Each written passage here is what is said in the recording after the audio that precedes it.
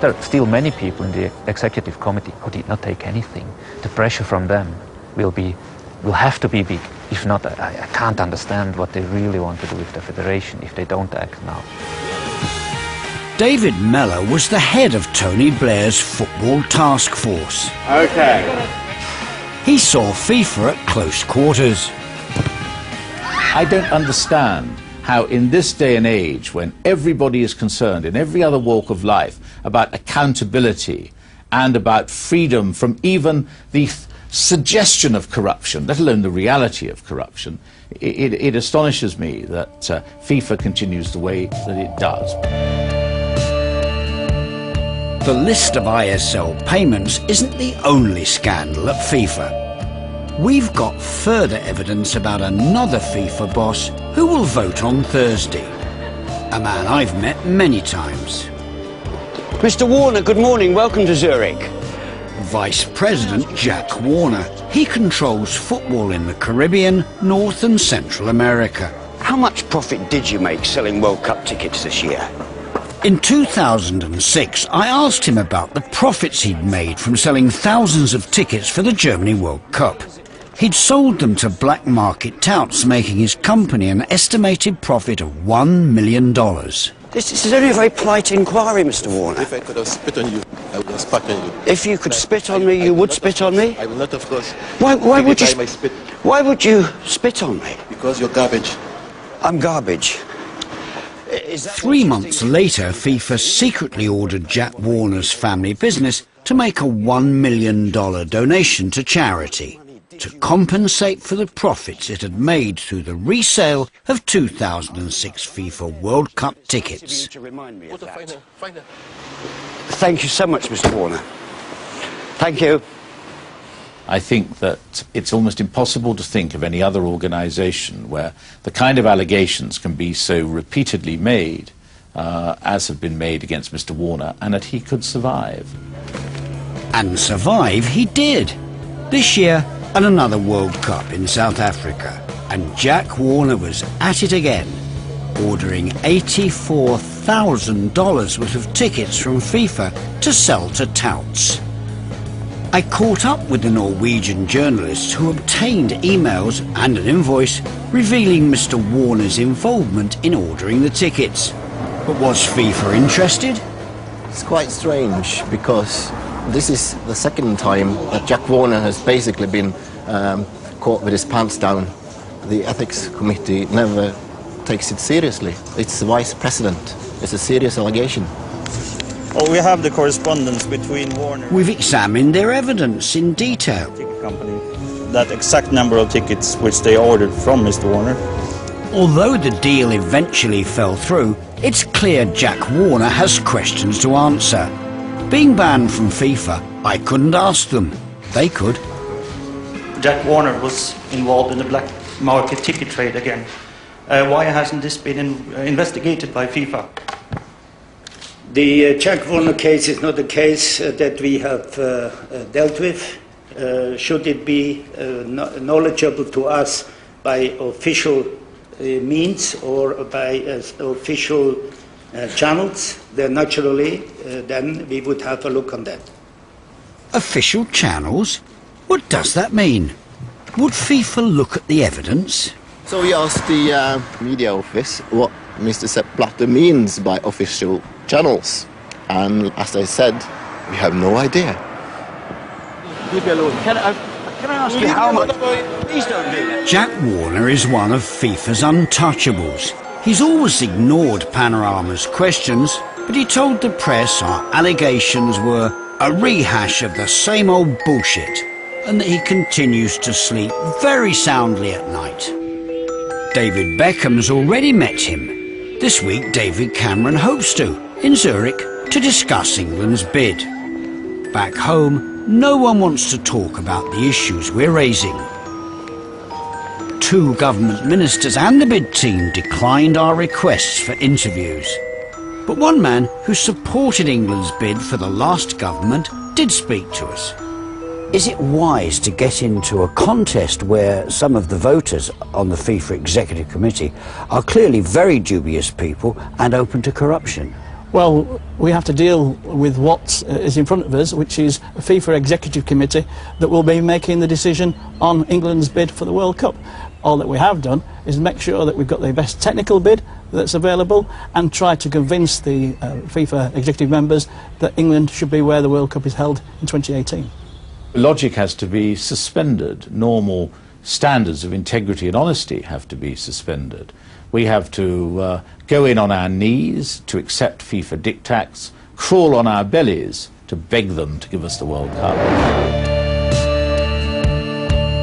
Why don't our politicians and football leaders ask questions about the men around this table? We would be honoured to host the 2018 FIFA World Cup. Why? We love football. It's our national sport. It's not just the fans who think it's a prize worth winning. It's a matter of national pride. England is ready, willing and able to deliver the best World Cup ever. To help sell us the dream, we've been promised it will bring jobs and lots of money. But just how much money and on whose terms? Fans are predicted to spend over £5 billion, with 3 million international visitors contributing over £3 billion to the UK economy.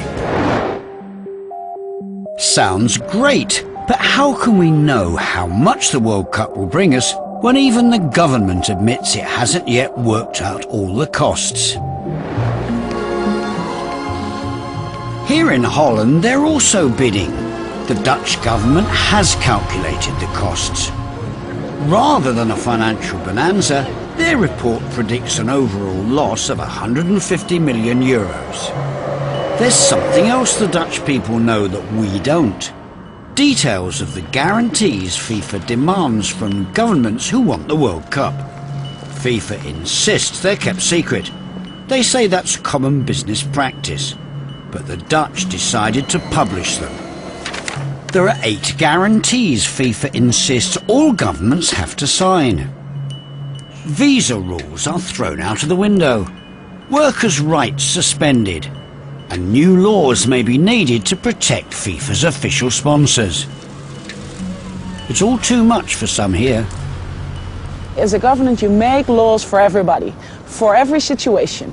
You're not going to make laws for just one situation, and that one situation is the World Cup.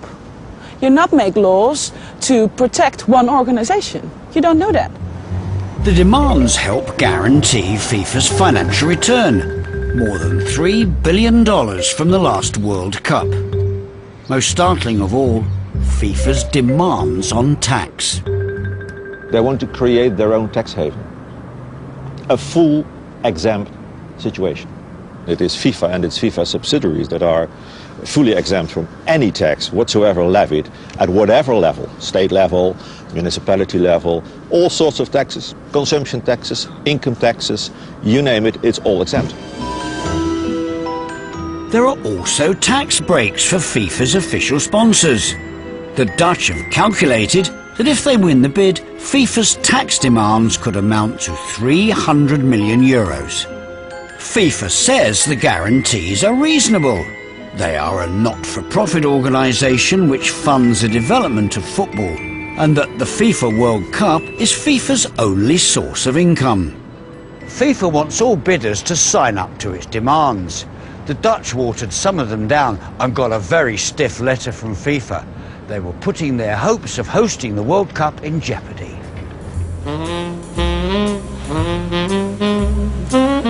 In the UK, even Parliament hasn't seen the guarantees. One senior parliamentarian wanted to know about the FIFA tax breaks, but was told the guarantees were confidential. So we showed him the ones published in Holland. Now you've seen the guarantees, what do you think of them? It is just indefensible. I mean, that's the word for it. It is indefensible, and it's an insult to taxpayers in this country. These are demands. You sign up here, or otherwise your bid will be likely to be regarded as deficient. They have the audacity to seek to instruct the Parliament that they'll dance to the FIFA tune. Some people see the guarantee as being onerous.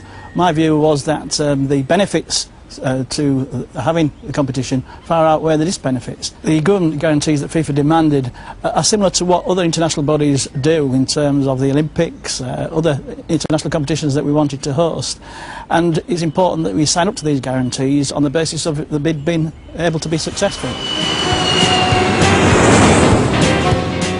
The British government signed the guarantees. They're in the bid book. But we understand that they have raised concerns with FIFA about their demands on tax, visas, security and labour laws. We present you with our bid book for 2018. The hope is that if we get the tournament, we can renegotiate. I wonder what Sepp Blatter will make of that. I understand why people want the World Cup. We invented football. Why shouldn't we have the World Cup finals? But I can't help feeling it would be a better role for England to actually be insisting on the reform of FIFA, making FIFA transparent, making FIFA accountable.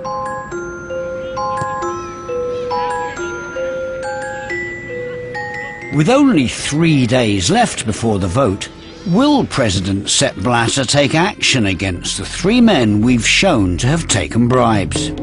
It seems unlikely. We've been told President Blatter has known about one ISL bribe for 13 years and has done nothing. This is former FIFA President João Havelange. 4 years ago I reported how a huge payment intended for him had ended up in FIFA's bank account by mistake. Witnesses said there was panic when a bank statement listing the payment landed on the desk of then FIFA General Secretary Sepp Blatter. I'm told you ordered this bribe should be moved to the man whose name was on the payment. Can you tell me who it went to? Was it President Havelange? We've never been given an answer. But does it lie in our secret list of payments? One entry stands out. Guarantee JH. João Havelange's initials. Next to a payment of 1.5 million Swiss francs. $1 million. We wrote to both Honorary FIFA President Havelange and Sepp Blatter about this bribe. Mr. Havelange didn't respond, and Mr. Blatter again referred us to the 2008 court case in Zug. But if FIFA won't reveal the truth, isn't it high time the politicians forced them? Andrew, we are not speaking about sports, we speak about corruption. And politics can't be kept out of that. After decades of corruption, we need now an external, an international, and an independent investigation into the FIFA books. Far more important than anything else in world football is to get a FIFA that is clean and fit for purpose. We don't have that at the moment. Andrew Jennings reporting there. And as we heard, the Prime Minister and the England 2018 bid team are due to lobby FIFA's Executive Committee members in Zurich tomorrow. Now, the bid team has already written to the committee members expressing solidarity with them. We'll find out in 3 days' time if England has won the bid